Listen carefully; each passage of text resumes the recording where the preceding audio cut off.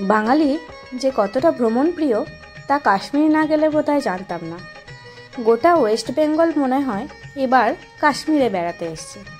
আর আমাদের মতো মধ্যবিত্তের কাছে কাশ্মীর ঘোরাটা একটা স্বপ্নের মতো। অল্প অল্প করে টাকা জমিয়ে ফাইনালি আজ আমাদের বেরোনো হচ্ছে। সেই নভেম্বর থেকে প্ল্যানিং চলছে, বুকিং চলছে। আমরা যাচ্ছি ট্যুর এজেন্টের সাথে, 45 জন টোটাল মেম্বার। গোটা ট্রিপটা স্টুডেন্ট বলে দিব্যি বার্গেনিং করে কাটিয়ে দিলাম। বার্গেনিং না করতে পারলে কাশ্মীর পুরো লুটে নেবে। এবার আমার বন্ধুদের সাথে পরিচয় করাই। সব জায়গায় জল ঢেলে আসা পাবলিক, মানে যেখানে ঝগড়া করার দরকার সেখানে করবে না, আর যেখানে না করার কথা সেখানে করে এসে সব ভেস্তে দিয়ে চলে আসবে। আমার থেকেও বেশি প্যানিক করা মানুষ। মানে যদি রাত্রি 10টায় ট্রেন থাকে, সকাল 10টা থেকে স্টেশনে গিয়ে বসে থাকলেই ভালো হয়, এরম ব্যাপার। পান্ডা টাইডেল না হয়ে ঠান্ডা হতে পারত। এই গ্রুপের সবথেকে ক্যাশ এবং শান্ত মানুষ হচ্ছে এই মানুষটা, যাকে 2 চাপ্পড় মেরে দিয়ে গেলেও কিছু বলবে না। এই আর এক অদ্ভুত মানুষ পাওয়া, মানে যার কাছে ছবি জীবন, ছবি ছাড়া কিছু বোঝে না। মানে 100টা যদি ছবি তোলে একটা পছন্দ হয়। আমি আমার নিজের কথা আর কি বলি, খেতে আর ঘুরতে পেলেই মনে শান্তি, আর বাড়িতে অশান্তি। যার কোনো ঢাল নেই, তরোয়াল নেই, যা হবে দেখা যাবে, এই ভেবে সাঙ্গপাঙ্গদের নিয়ে বেরিয়ে পড়ি। যাই হোক, এবার আমাদের জার্নির গল্পটা শুরু করা যাক। আমাদের বাড়ি থেকে উবের তাড়াতাড়ি কানেক্ট হওয়াটা ভাগ্যের ব্যাপার। হুট করে কানেক্ট হয়ে যাওয়ায় আমাকে তো রীতিমতো দৌড়াতে হলো। আমরা দিল্লি ব্রেক করে গেছিলাম। দিল্লি থেকে আমরা ট্যুর এজেন্টের সাথে সেম ট্রেনে কাতরা গেছিলাম। রাজধানী আমাদের টাইমেই দিল্লি ঢুকিয়ে দিল। ক্লক রুমে লাগেজ রেখে ওয়েটিং রুমে ফ্রেশ হয়ে আমরা বেরিয়ে পড়লাম দিল্লি ঘুরতে। কারণ আমাদের কাতরার ট্রেন সেই রাত 9টায়। স্টেশন থেকেই অটো করে আমরা গেলাম ইন্ডিয়া গেটে। ছবি তুলতে তুলতে কোথা দিয়ে সময় কেটে গেল।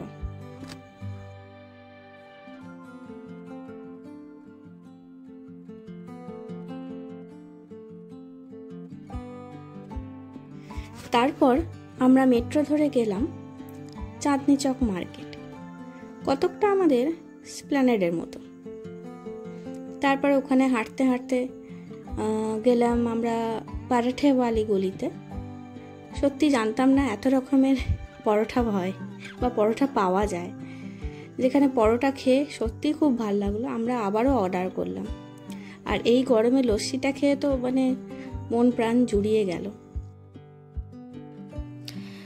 তারপরে খেলাম মটকা কুলফি, যেটা খেতেও খুব সুন্দর ছিল, মানে এক কথায় জাস্ট অসাধারণ।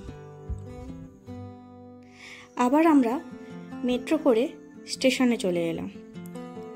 ফ্রেশ হয়ে লাগেজ কালেক্ট করে উঠে পড়লাম ট্রেনে কাতরা যাওয়ার উদ্দেশ্যে। আমরা ট্রেনিং ডিনার সেরে নিলাম। ঘুম থেকে উঠেই ট্রেন থেকে এই দৃশ্য যখন দেখা যায়, কার না মন ভালো হয়ে যায়। ফাইনালি কাতরাতে আমাদের এন্ট্রি। ট্রেন আমাদের সকাল সকালই ঢুকিয়ে দিল। স্টেশন থেকে আমরা গাড়ি করে চলে গেলাম হোটেলে। স্টেশন থেকে হোটেল বেশিক্ষণের দূরত্ব ছিল না, ওই 8-9 মিনিট মতো দূরত্ব ছিল। যেহেতু চেকিং টাইম ছিল সকাল 11টা, আর আমরা অনেকটা সকাল সকালই এখানে ঢুকে গেছি, তো আমাদের এখানে কিছুক্ষণ ওয়েট করতে হলো। এর ফাঁকে দাদারা বলল আপনারা চাইলে এখান থেকে সিম চেঞ্জ করে নিতে পারেন। তো আমরা কাছাকাছি এখানে সব দোকান, এই দোকানে এসে সিম চেঞ্জ করলাম। তারপর হোটেলে আমরা ব্যাক করে গেলাম, চা খেলাম। তারপরে দাদারা খোঁজ নিয়ে আসলো যে যাত্রা প্রার্থীর জন্য নাকি লাইনটা এখন কম আছে। তো এখনই আমাদের যাত্রাপার্চি কেটে আসার জন্য বলা হলো। হোটেল থেকে অল্প দূরত্বেই এদের অফিস। বৈষ্ণোদেবী যাওয়ার জন্য যাত্রাপার্চি মাস্ট। অরিজিনাল আধার কার্ড লাগে এটার জন্য। আফটার ভেরিফিকেশান এই কার্ডটি দেওয়া হয়, আবার ফেরার পথে এটা জমা নিয়ে নেওয়া হয়। এই কাজগুলো সারতেই 11টা বেজে গেল। আমরা একেবারে লাঞ্চ সেরে রুমে চলে গেলাম রেস্ট নিতে, কারণ আমাদের বিকালেই বৈষ্ণোদেবীর জন্য রওনা দিতে হবে। হোটেলে লিফট থাকায় খুবই সুবিধা হয়েছিল আমাদের সেকেন্ড ফ্লোরে রুম ছিল। প্রথম রুম ছিল এইটা। হোটেলটা একদমই মেন রোডের ওপর, যেটা খুবই ভাল লাগছিল হোটেল থেকে দেখতে, এবং হোটেলটাও খুব সুন্দর ছিল।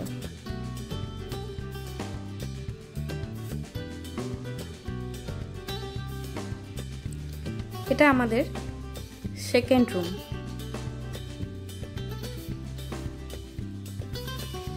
এই রুমটায় ব্যালকনি ছিল না, তাই আমরা জামা কাপড় শুকোতে দিচ্ছিলাম ওদের রুমে। এরপর আমরা ফ্রেশ হয়ে রেস্ট নিয়ে দাদারা বিকাল 5:30টায় খেতে দিয়ে দিল, কারণ আমাদের রওনা দিতে হবে বৈষ্ণোদেবীর জন্য, কারণ সারা রাত আর আমাদের সেভাবে কিছু খাওয়া হবে না। কাতরাতে সবই নিরামিষ, কিন্তু খুব তৃপ্তি করে খেয়েছি, কারণ এগুলো ট্যুর এজেন্টদের দাদাদের নিজেদের হাতেরই রান্না ছিল। তারপর আমরা রওনা দিলাম বৈষ্ণোদেবীর উদ্দেশ্যে। যেখান থেকে যাত্রা শুরু হচ্ছে সেখান অবধি অটো ছেড়ে দিল আমাদের।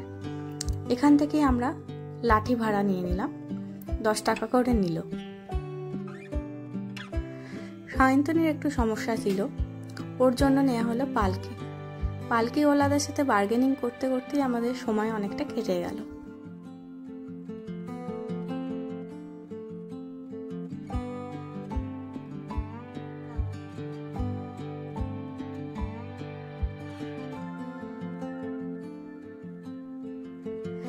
ফাইনালি পালকি লাস্ট 4000-এ রাজি হলো, ওকে পালকিতে তুলে দেওয়া হলো, আর আমরা 4 জন হাঁটা লাগালাম। ওই সন্ধ্যে 7:30 থেকে আমরা হাঁটা শুরু করেছি। এখনো ভাবি কি করে এতটা হেঁটে ফেললাম। আর 5 কিলোমিটার অনলি 5 পৌঁছতে চলেছি আমরা। সত্যি ঈশ্বর না চাইলে হয় না। কত বয়স্ক মানুষ হাতে লাঠি নিয়ে দিব্যি হেঁটে চলেছে।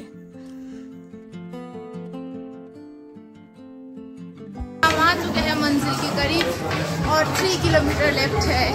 और मैं अभी जिंदा हूँ, अभी भी जिंदा है, जो कानूनी जा नहीं सकता। बाय गाइस, আবার পরবর্তী ভিডিও। যাওয়ার সময় নাচতে নাচতে উঠে গেছি, কিন্তু ফেরার পথে এমনই করুণ অবস্থা যে ভিডিওই করে উঠতে পারিনি, ভিডিওর কথা ভুলেই গেছি। আমরা ওখানে পৌঁছালাম রাত্রি 1:30। সায়ন্তনী কিছুটা আগে পৌঁছে গেছিলো, তো ও ওখানে লকারে জিনিসপত্র রাখার জন্য লাইন দিয়েছিল। আমরা যেতেই ওখানে লকারে জিনিসপত্র রেখে দিলাম। তারপরে ঠাকুর খুব ভালো করে আমরা দর্শন করেছি। দর্শন করে ওখান থেকে আমরা আবার রওনা দিলাম ভোর 3টে রওনা দিয়ে আবার আমরা এখানে পৌঁছালাম আমরা ভোর সকাল 8:30টায়। সায়ন্তনীয় বেচারা আমাদের সাথে হেঁটেছে, মানে আমাদের তো কান্না পাচ্ছি এত হেঁটে, মানে ওর সমস্যার জন্য ওর তো আরও করুণ অবস্থা হয়ে গেছে। দেন ব্রেকফাস্ট সেরে ফ্রেশ হয়ে আবার লাঞ্চ করতে উঠলাম। লাঞ্চ করে আবার শুলাম। দেন আবার স্ন্যাক্স সেরে আমরা বেরোলাম কাতরায় একটু আশপাশটা ঘোরার জন্য।